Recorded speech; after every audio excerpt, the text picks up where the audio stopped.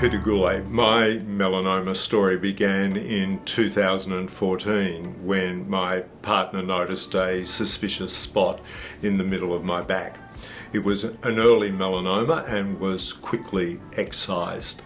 Despite being extra aware and vigilant, in 2017 I discovered a large lump in my armpit.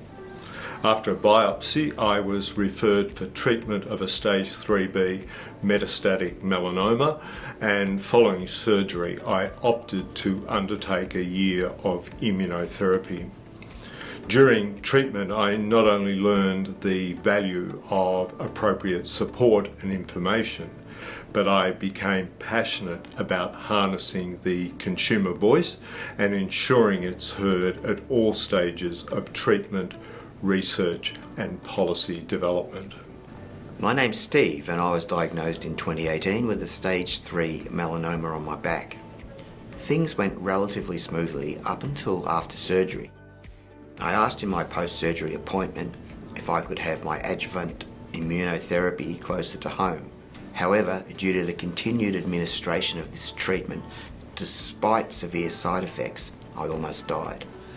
Because of this, my treatment was finally stopped after 10 months and I'm now on yearly PET scans. Steve and I, along with many other patients and carers, participated in a consumer survey and follow-up focus groups for this summit. The majority of us were very happy with the care we received, whether it was at a metropolitan or regional service.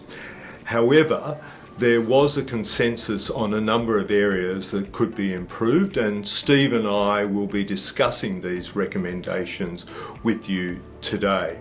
It was Peter who pointed out in our focus group that good care shouldn't be good luck, and this is our consumer theme. While most of us had excellent care at specific health services, some of us found that outside of access to these services, or even at these services, care did fall down on occasion. A lot of us had variable quality of communications, particularly around issues such as symptom management, which can greatly impact our experience of care, and also around offers of clinical trials, where some of us felt pressured to make quick decisions. Not all of us were made aware of all treatment options.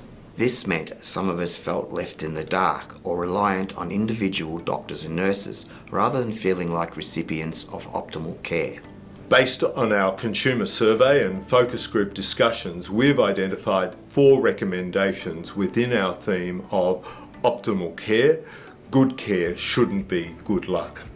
These recommendations are: 1.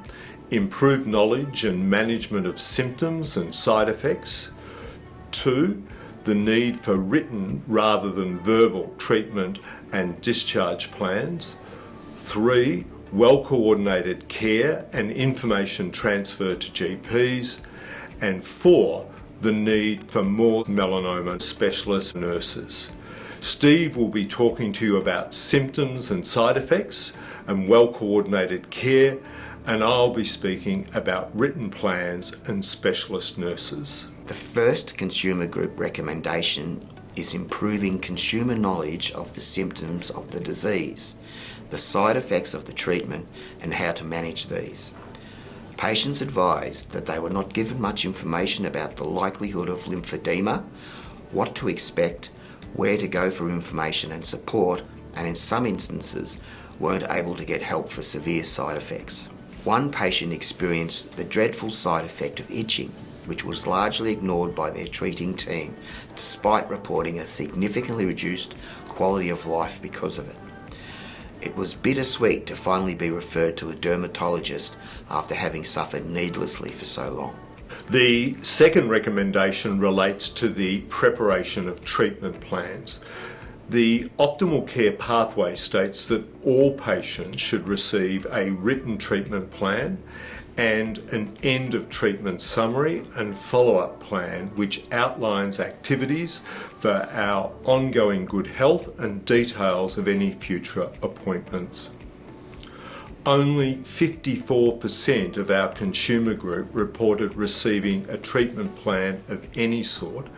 However, many people only received that plan verbally and had no input into the development of the plan. Others didn't know if they received a plan or not. They just turned up to appointments as they were made. Only 40% of patients reported they received an end of treatment summary. The third recommendation relates to well-coordinated care at health services and information transfer to GPs, and is key to our theme of good care shouldn't be good luck.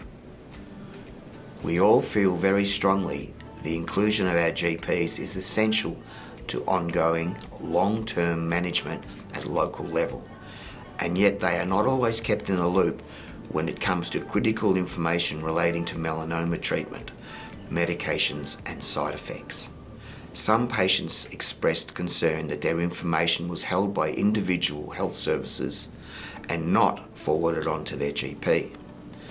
My GP seemed to receive the results of tests, but I still don't know if they have a full medical record for me, including treatments and issues that occurred.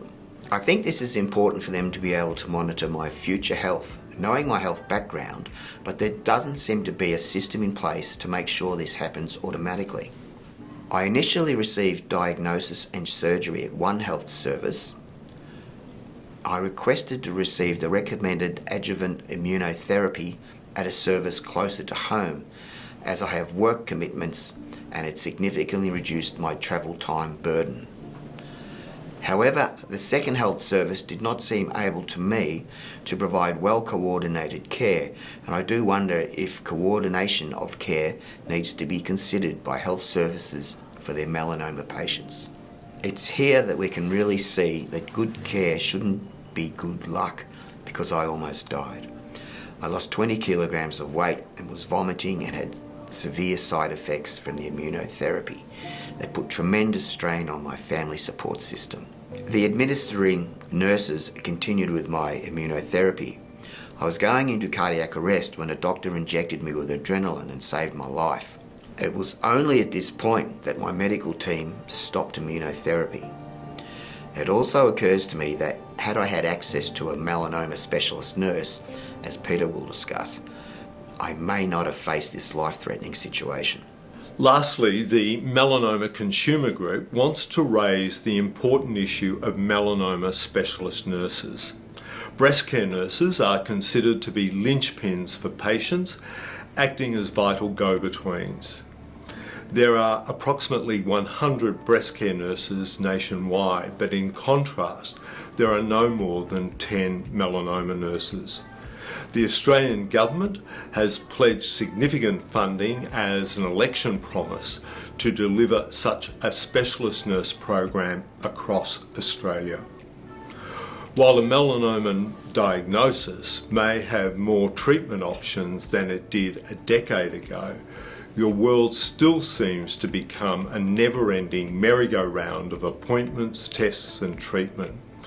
When these happen across different services, it is difficult and time-consuming to set up, attend, change and coordinate these appointments, as well as finding someone who has the time to explain the process, treatment and side effects to you.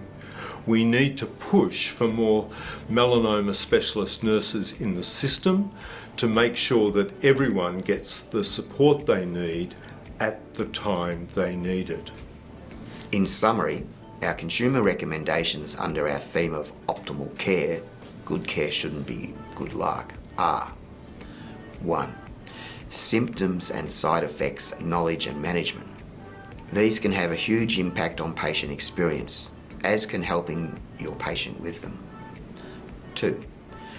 Written rather than verbal treatment plans and discharge plans. Written plans are part of the OCP guideline and help patients know they are getting optimal care. 3. Coordination of care at health services and information transfer to GPs. Is care well coordinated at a health service, and is there an information transfer system to help GPs care for patients in the long term and post-treatment? 4. Melanoma specialist nurses. Consumers want specialist nurses. A melanoma treatment plan can be difficult to coordinate for patients, and nurses can help with symptoms and side effects. And so to conclude, we know that there have been some remarkable improvements in melanoma patient outcomes in the last decade. Undoubtedly, this will create new challenges for health services and practitioners in the years to come as they strive to address the growing demand for survivorship. Involving patients and carers in the development of these programs will not only continue to contribute to better outcomes, but importantly, help ensure better experiences for all melanoma patients, because good care shouldn't be good luck.